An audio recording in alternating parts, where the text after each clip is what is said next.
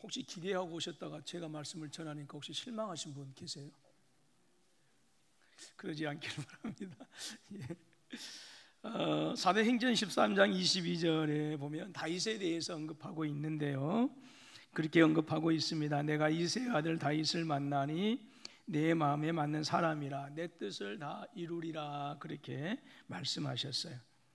다윗이 하나님의 마음에 맞는 여러 가지 이유들이 많이 있어요. 근데 그 중에 한 가지는 다윗은 특별히 어떤 사람이었느냐, 찬양의 사람이었어요. 시편의 많은 저자들 가운데서도요, 다윗이 지은 시편이 가장 거의 반절을 기록하고 있을 정도로 그렇게 다윗은 찬양에 탁월한 은사를 그렇게 부여받은 사람이었어요.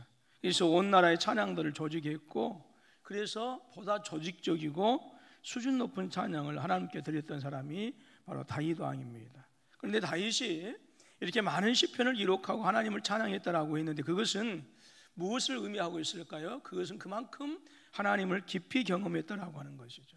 다윗의 일생 동안에서, 다윗의 모든 삶에서 하나님을 깊이 알았다라고 하는 그런 얘기가 되는 것이고, 그리고 하나님과 다윗과의 관계는 그 어떤 것도 뗄래야 뗄 수 없게 하는 그 절대적인 친밀한 관계였다라고 하는 것을 우리가 알게 되어지는 것입니다. 그래서 다윗은 이런 바로 모습을, 다윗의 이런 모습을 보시고 하나님께서 다윗을 하나님 마음에 맞는 사람이다라고 다윗을 기뻐하는 모습을 보게 되는 것입니다.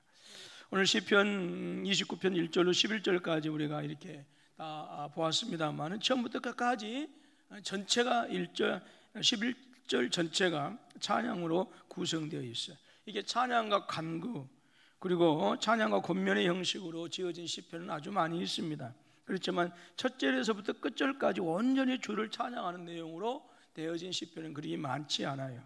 그래서 오늘 본문 말씀을 통해서 저와 여러분들이 다윗의 신앙을 다시 한번 조명해 보았으면 좋겠고요. 그래서 여기 앉아 계신 저와 여러분 모두가 다윗처럼 찬양의 사람으로 되어질 수 있기를 주님의 이름으로 축원합니다. 자, 29장 1절로 2절 말씀 한번 보시겠습니까? 자, 같이 한번 읽습니다. 시작. 너희 권능 있는 자들아, 영광과 능력을 여호와께 돌리고 돌릴지어다. 여호와께 그의 합당한 이름의 영광을 돌리며 거룩한 옷을 입고 여호와께 예배할지어다 라고 노래합니다. 다윗은 권능 있는 자들에게 여호와를 찬양하고 영광을 돌려드리라 라고 이렇게 노래하고 있어요. 이것은 누구에게 하는 얘기일까요? 바로 하늘의 천군 천사들에게 하는 이야기예요. 이상하게 들릴 수도 있을 거예요. 천사들은 원래 하늘에서 하나님을 찬양하는 그런 존재들입니다. 그런데 왜 다윗은 바로 이러한 권능 있는 존재들에게, 하늘과 천사들에게 온 마음으로 하나님을 찬양하라고 그렇게 노래하고 있을까요? 여기서 우리는 다윗의 벅찬 마음을 우리가 읽을 수가 있어요. 즉 권능자들에게, 하늘의 천군과 천사들에게 찬양하자라고 하는 그런 얘기는 다윗이 지금 하나님을 찬양하는 그 마음이 얼마나 충만한가라고 하는 것을 알 수가 있다라고 하는 것이죠.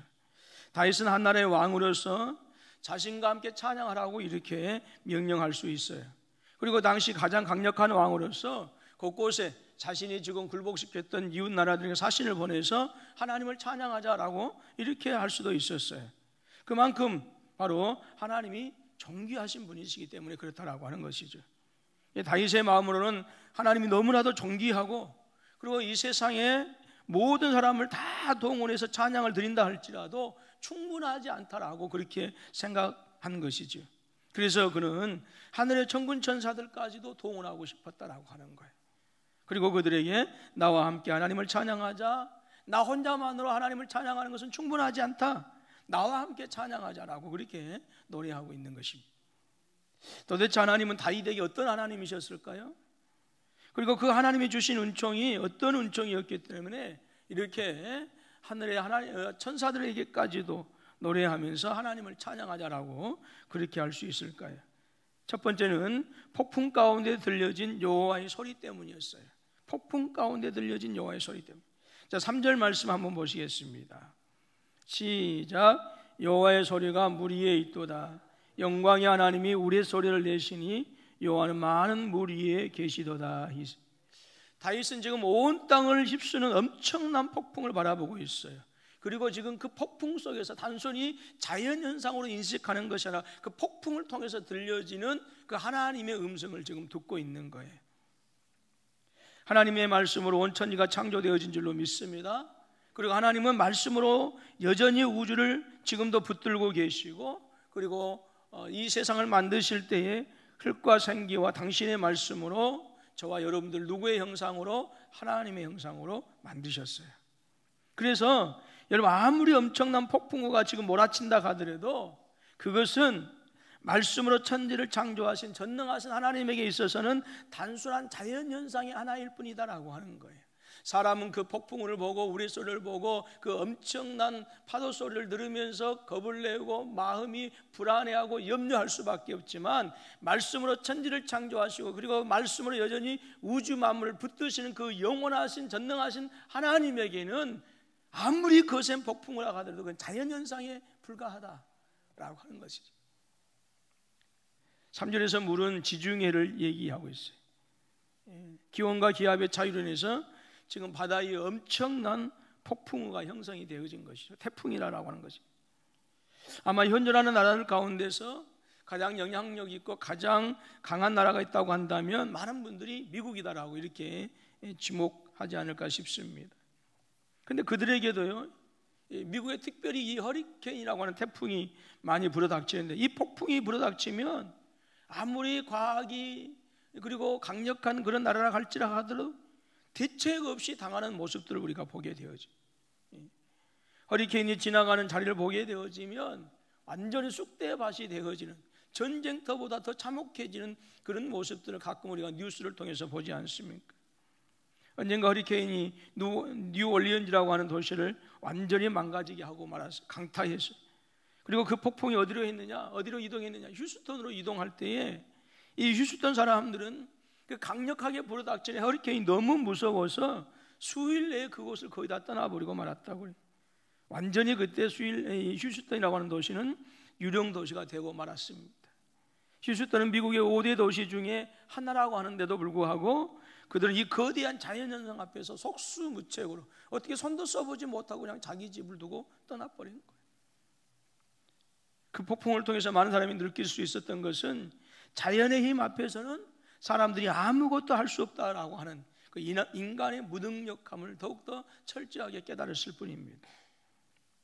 그런데 자연 앞에서도 저와 여러분들, 우리 인간이 이렇게 연약한 존재인데 만약에 온 우주 만물을 창조하신 그 전능하신 하나님 앞에 선다라고 하는 그거, 하나님의 심판대 앞에 선다라고 하는 그거, 여러분 그거 얼마나 무섭고 떨리는 일이겠습니까?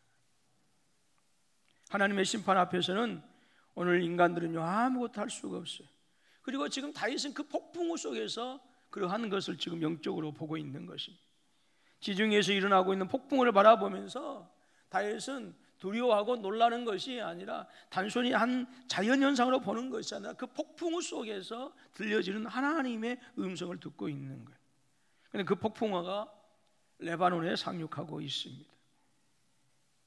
백향목들은 특별히 그 레바논 지역에 많이 있어요. 근데 이 백향목은 엄청난 나무입니다. 대단히 큰 나무이고요, 하늘을 향해서 쭉쭉 곱게 뻗어 있는 그런 나무예요. 이 엄청난 백향목들이 이 거대한 폭풍으로 인해서 힘 한 번 써보지 못하고 지금 완전히 이리 꺾이고 저리 꺾이고 지금 넘어지고 있어요. 자, 5, 6절 말씀을 한번 보십니다. 자, 시작. 여호와의 소리가 백향목을 꺾으시며 여호와께서 레바논 백향목을 꺾어 부수시리도다. 그 나무를 송아지같이 뛰게 하시며 레바논과 시련으로 들송아지같이 뛰게 하시도다. 그래서 이것은 무엇을 얘기하고 있어요? 그 엄청난 폭풍 앞에서 지금 큰 바람 앞에 이 거대한 나무들이 이게 흔들리고 꺾어지고 부서지는 그런 모습을 지금 노래하고 있는 거예요. 헐몬산이 깜짝 놀라서 송아지같이 뛰게 되었고 레바논의 전체가 흔들리게 되었다라고 하는 거예요. 헐몬산은 이스라엘 백성들에게 있어서 우리에게는 어떤 산을 떠올립니까? 우리 민족에게는 백두산이 떠올리는데 이 이스라엘 사람들한테는 그들은 마치 우리 한국 사람들한테 백두산과 같이 그렇게 어떤 의미 있는 산이라고 한다면 헐몬산이 그래요. 백두산보다 약간 더 높습니다. 그리고 1년 내내 44절 눈으로 덮여 있는 그런 이제 산이기도 해요. 근데 이 헐몬산이 깜짝 놀라서 그 어마어마한 폭풍우 앞에 헐몬산이 깜짝 놀라서 송아지같이 뛰게 되었고 지금 레바논 전체가 흔들리게 되었더라고요. 백향목은 그 나라의 힘이었고 헐몬산은 그 레바논의 웅장함을 대표하는데, 근데 그 폭풍우가 지금 가데스 사막까지 이르고 남쪽의 숲을 완전히 지금 벗겨버리고 말았어요. 그 누구도 그 거대한 폭풍우 앞에서 자신의 힘을 자랑하고 자신의 영광을 자랑할 수가 없었어요. 그 엄청난 힘 앞에서 지금 하나님께서는 그 위에 임하시고 말씀으로 하나님을, 바로 하나님께서 섭리하시는 그 놀라운 역사하심을 지금 다윗이 지금 체험하고 지금 발견했다라고 하는 것이죠. 그때 성전에서 찬양이 들립니다. 9절 뒷부분을 보면 여호와의 소리가 암사슴으로 낙태케 하시고 삼림을 맑게 벗기시니 그 성전에서 모든 것이 말하기를 영광이라 하도다. 성전에서 영광이다 찬양하는 소리가 들리는 거예요. 성전은 어떤 곳입니까? 하나님의 백성들이 모여서 하나님을 예배하고 하나님을 높이는 곳이 바로 성전입니다. 엄청난 태풍이 불 때에 지금 하나님의 백성들은 하나님의 성전에 모여들었어요. 그리고 그 폭풍을 바라보면서 그 폭풍우까지도 다스리시는 그 권능의 하나님을 바라보면서 그 폭풍우가 단순히 자연의 현상이 아니라 바로 하나님의 영광을 드러낸다라고 찬양하고 있는 것이죠. 이 무시무시한 장면에서 모든 자연을 말씀으로 다스리고 계시는 바로 하나님을 그 폭풍 속에서 바라본 거예요. 그리고 그 폭풍 위에 계신 하나님을 바라보면서 지금 하나님께 영광의 찬양을 드리고 있는 것입니다. 여러분들이 계시록을 보시면 하나님의 심판 때 어떤 현상이 일어나느냐, 땅이 진동하고 산과 산들이 엉겨진다라고 했어요. 우리 예수님께서 이제 재림하시면 이 세상은 두려워 떨 수밖에 없어요. 어느 누구가 자기에게 보혜사가 임해서 자기가 재림 예수라고 하는데, 아니요, 정말 우리 예수님께서 이 세상에 다시 오실 때는 온 세상에 두려워 떨며 놀란다고 했어요. 하나님의 심판 때에 땅이 진동하고 산과 산들이 옮겨진다고 했어요. 그때는 모든 지상의 왕들이 하나님이 너무 두려워서, 우리 예수님이 너무 두려워서 바위 틈과 동굴 속에 숨는다고 합니다. 계시록 6장 15절로 16절 말씀입니다. 우리 같이 함께 읽습니다. 시작. 땅의 임금들과 왕족들과 장군들과 부자들과 강한 자들과 모든 종과 자유인이 굴과 산 바위에 숨어 산들과 바위에게 말하되 우리 위에 떨어져 보좌에 앉으신 이의 얼굴에서와 어린 양의 진노에서 우리를 가리라라고 했어요. 우리 예수님께서 재림하시면 이 세상의 왕들이 두려워 떨다라고.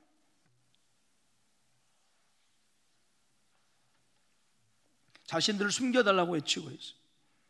그런데 계시록 5장과 7장을 여러분들이 보시면 이런 똑같은 상황, 모든 세상의 임금들이 두려워 떨면서 산들아 우리를 덮어라 라고 이렇게 두려워 떨면서 가려달라고 하는 그 엄청난 그 공포의 그 도가니 속에 있는데, 5장과 7장을 보게 되어지면 똑같은 상황인데 믿음의 성도들은요, 이 세상의 왕들과는 전혀 다른 반응을 보이고 있어요.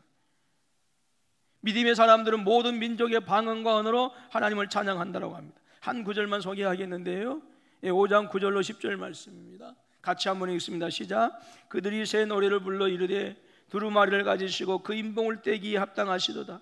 일찍이 죽임을 당하사 각 족속과 방언과 백성과 나라 가운데서 사람들을 피로 사서 하나님께 드리시고 그들로 우리 하나님 앞에서 나라와 제사장을 삼으셨으니 그들이 땅에서 왕 노릇하리로다 하더라. 그래서 여러분, 하나님 앞에서, 하나님의 진노 앞에서 누가 당당히 설 수 있을까요? 이 세상에 하나님을 알지 못하고 믿지 아니하는 자들은 하나님 앞에서 당당히 설 수가 없어요. 근데 같은 장면에서 하나님의 사람들은 이 심판 앞에서 어떻게 하고 있어요? 하나님을 찬양하고 있어요. 바로 이 내용을 표현한 찬송가가 있습니다. 찬송가 70장이에요. 우리 한번 찬양 한번 해볼까요? 찬송가 70장입니다.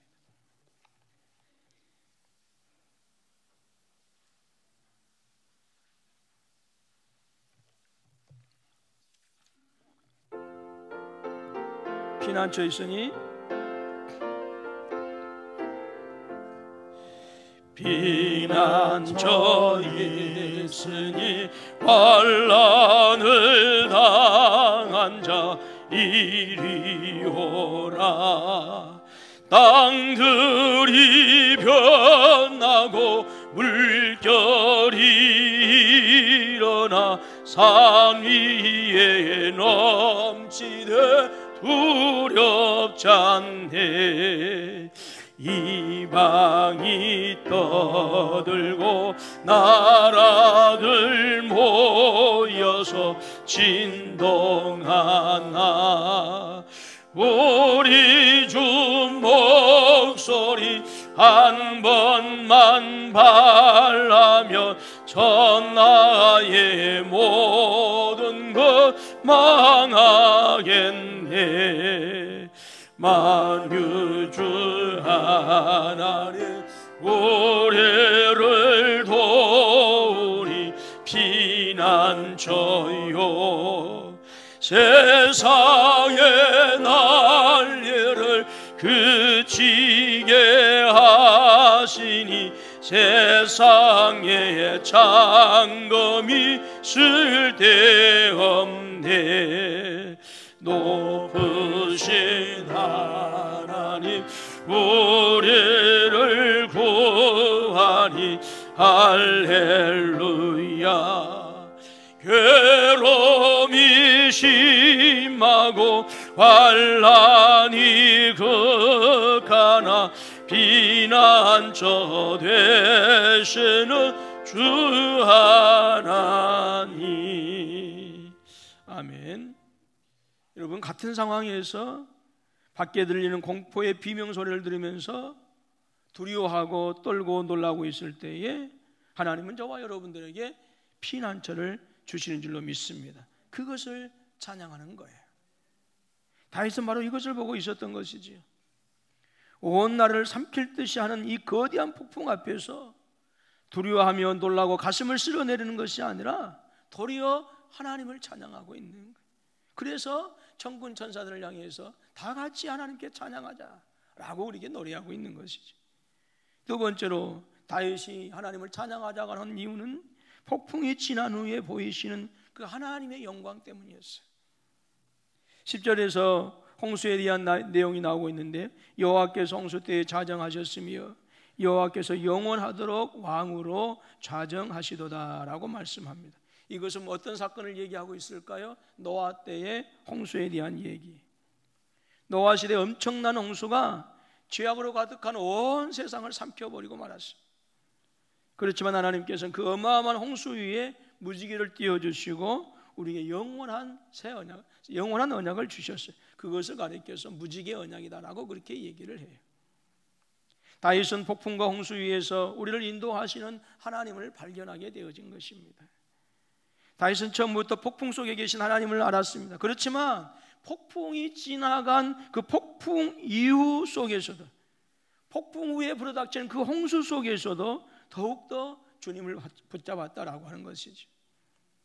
열왕기상 19장에 보게 되어지면 이세벨의 협박을 듣고 도망하는 엘리야 선지자의 모습을 보게 되어집니다. 그리고 하나님은 두려움에 빠진 그 엘리야를 하나님의 산으로 보내시고 그곳에서 그렇게 말씀하세요. 열왕기상 19장 11절로 12절 말씀인데요, 같이 한번 읽어보도록 할까요? 시작. 여호와께서 이르시되 너는 나가서 여호와 앞에서 산에 서라 하시더니 여호와께서 지나가시는데 여호와의 앞에 크고 강한 바람이 산을 가르고 바위를 부수나 바람 가운데 여호와께서 계시지 아니하며 바람 후에 지진이 있으나 지진 가운데도 여호와께서 계시지 아니하며 또 지진 후에 불이 있으나 불 가운데도 여호와께서 계시지 아니하더니 불 후에 세미한 소리가 있는지라 그랬어요. 즉 모든 것이 지나간 후에 하나님의 소리가 있었다라고 하는 것이죠. 우리가 역경과 환난과 지진과 불 속에서 하나님의 영광 소리를 미처 깨닫지 못했다고 한다면 그 후에는 미세한 하나님의 음성으로 찾아오시는 그러한 하나님의 모습을 우리가 볼 수 있어요. 바로 무엇을 얘기할까요? 역사의 주관자이신 하나님께서 당신의 백성들을 세우시겠다라고 하는 거예요. 그리고 그 폭풍이 지나간 후에 더욱더 구체적으로 이를 알려주시는 분이 하나님이십니다.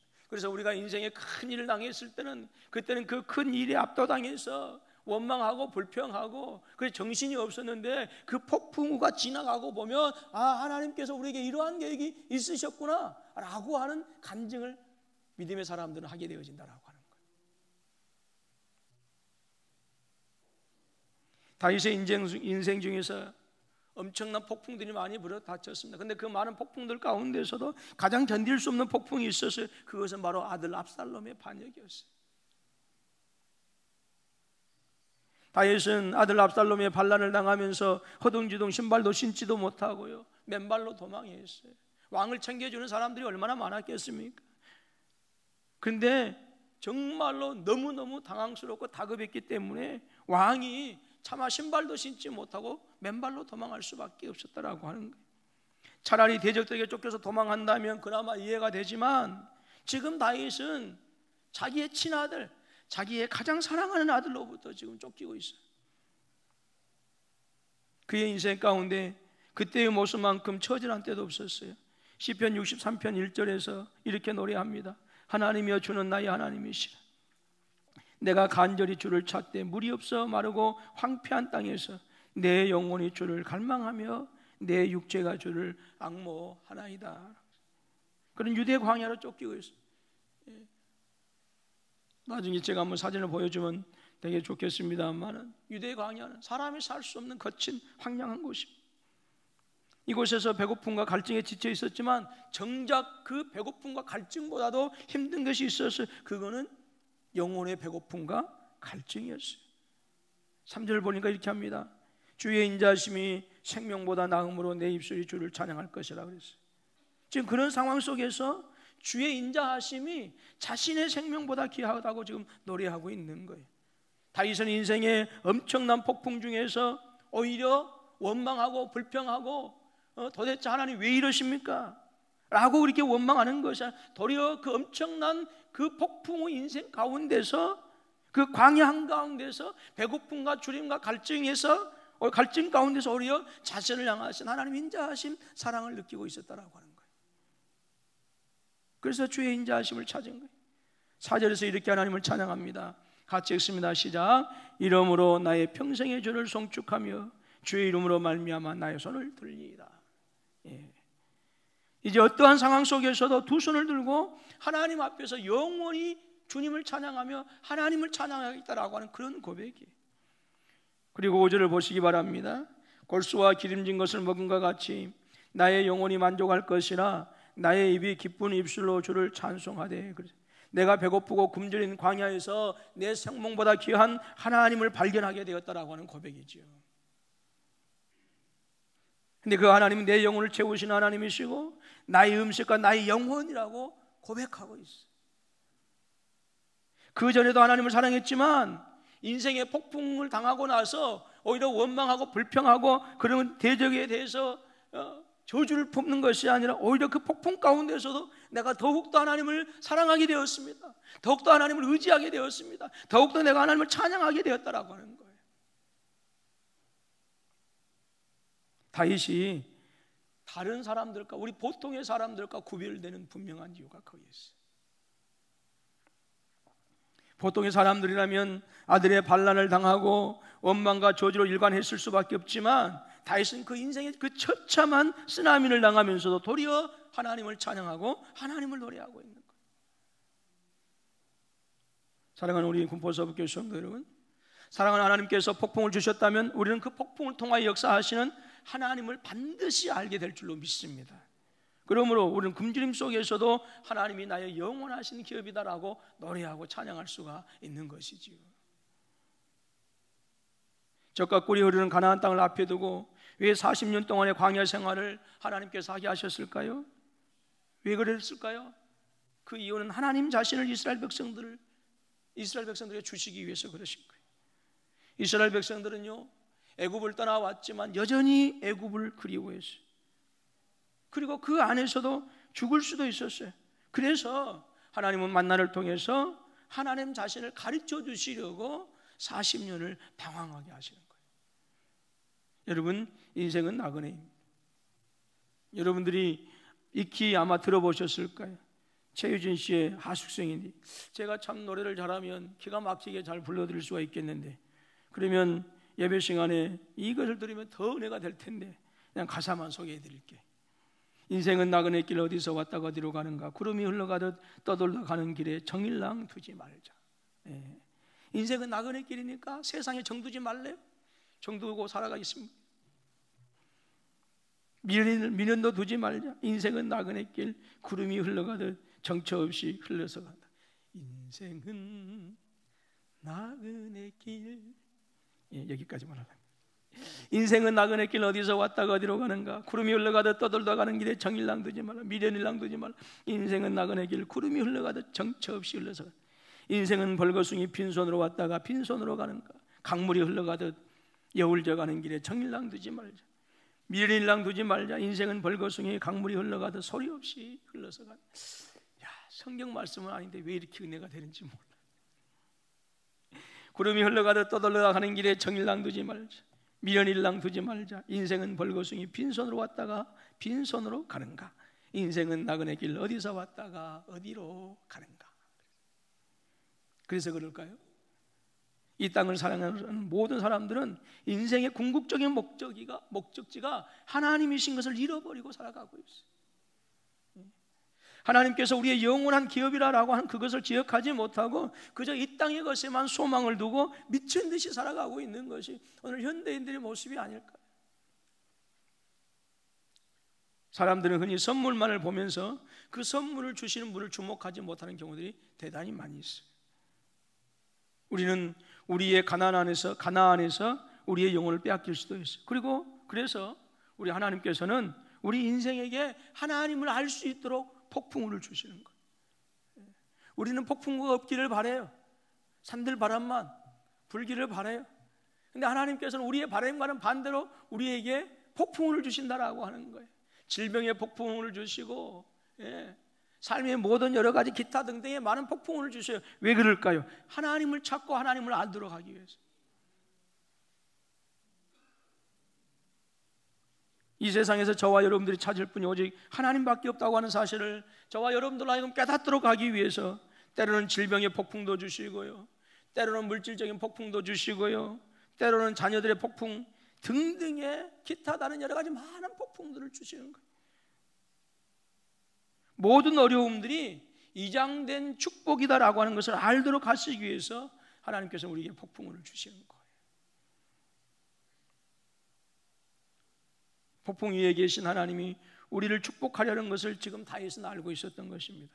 그래서 찬양하지 않을 수가 없었던, 그렇기 때문에 다윗은 나와 함께 찬양하자, 나와 함께 그분께 영광을 돌려드리자라고 노래하고 있는 거예요. 그리고 11절에서 이렇게 노래하면서 결론을 내리고 있습니다. 여호와께서, 같이 읽을까요? 시작. 여호와께서 자기 백성에게 힘을 주시며 여호와께서 자기 백성에게 평강의 복을 주시리로다. 사랑하는 성도 여러분, 하나님은 자기 백성에게 힘을 주시는 하나님이신 줄로 믿습니다. 폭풍을 감당할 수 있는 힘을 주시는 거예요. 이 땅을 사랑하는 저와 여러분들뿐만 아니라 이 땅에 사는 그 어떤 인생들도요, 인생의 폭풍을 피할 수 있을까요? 피할 수 없어요. 폭풍 없는 인생이 있을 수 있을까요? 없습니다. 그러나 그 안에서 우리가 어떤 반응을 보이느냐라고 하는 그것은 우리의 선택이에요. 폭풍 앞에서 두려워 떨고 놀라고 원망하고 저주하면서 자기의 인생을 그렇게 살아가는 그런 선택을 하든지, 아니면 다윗처럼 그 인생의 폭풍 앞에서도 도리어 폭풍 위에 계시는 그 하나님께서 우리에게 주시는 그 무지개의 언약을 바라보면서 오히려 하나님을 찬양할 것인가라고 하는 그것은 우리의 선택에 달려있다라고 하는 거예요. 그리고 그 선택에 의해서 하나님의 복이 임하는 줄로 믿습니다. 세상은 놀라고 뛰지만 성전 안에 있는 하나님의 사람들은 평강과 찬양을 택할 수 있어야 돼요. 예수 그리스도로 말미암아 구원받고 하나님의 자녀가 되어진 사람들은 똑같은 인생의 큰 폭풍 앞에서 주님을 알지 못하는 사람들, 십자가를 알지 못하는 사람들은 세상을 원망하고 저주하고 세상을 한탄하며 탄식하면서 인생을 그냥 마음대로 살아가지만, 그러한 엄청난 폭풍 앞에서도 오늘 우리는 우리를 향하신 그리스도의 십자가의 사랑, 그 십자가에서 외쳤던 다 이루었다라고 하는 주님의 음성을 들을 수 있어야 된다. 여러분, 폭풍 위에 계신 하나님을 바라보실 수 있기를 주님의 이름으로 축원합니다. 그리고 그 안에 우리의 영원한 기업과 분깃이 되시는 하나님을 찬양하실 수 있기를 주님의 이름으로 축원합니다. 여러분, 기쁠 때도 찬양하십시오. 그리고 슬플 때도 찬양하십시오. 여러분, 건강할 때도 찬양하시고요, 약할 때도 찬양하십시오. 여러분들 편한 자리, 아름다운 자리, 권세 있는 자리에 있을 때도 찬양하시고, 때로는 갈증이 나고 배고픈 그런 고통의 광야에 있을 때도 여러분 하나님을 찬양하실 수 있기를 주님의 이름으로 축원합니다. 이제 일주일이 지나면 우리 주님께서 우리의 죄를 사하시고 저와 여러분들을 하나님의 자녀 삼으시기 위하여 고난을 당하시고 십자가를 지신 고난주간입니다. 주님의 모든 고난이 당신을 위한 것이 아니었어요. 바로 여기 앉아있는 저와 여러분들을 위한 고난인 줄로 믿습니다. 그렇기 때문에 저와 여러분들이 하나님을 더욱더 찬양할 수 있는 여러분 이유가 되어지는 거예요. 바라기는 우리 군포서북의 모든 성도님들이 찬양의 공동체가 되어줘 하나님만을 찬양하는 그런 찬양의 교회, 찬양의 역사하는 교회, 힘 있는 찬양의 은혜가 있는 그런 교회 성도가 되실 수 있기를 주님의 이름으로 축원합니다. 기도하겠습니다.